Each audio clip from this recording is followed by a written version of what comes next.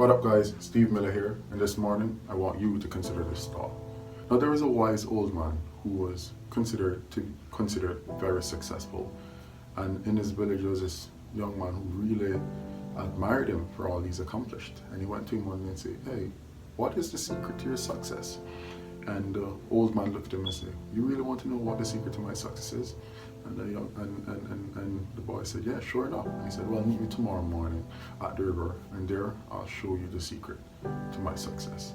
And sure enough, in the morning, the boy was there waiting to see the old man, and the old man arrived, and he said, "All right, let's go in the water." And they walked straight out into the water to where they reached their necks. And then the old man grabbed the boy and pushed his head under the water.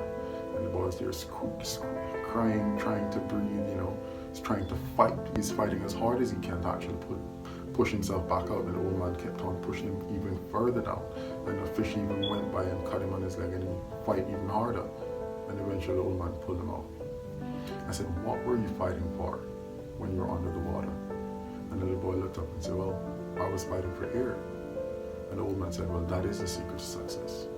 When you want to gain it as much as you wanted air when you were under the water, that will determine whether or not you'll be successful."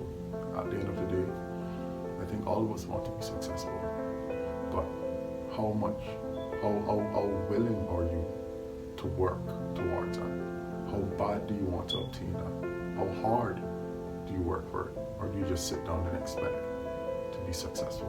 At the end of the day, you have to want it as much as you want to breathe in order to obtain it. Alright? I want you to consider that thought this morning. Steve Miller, out.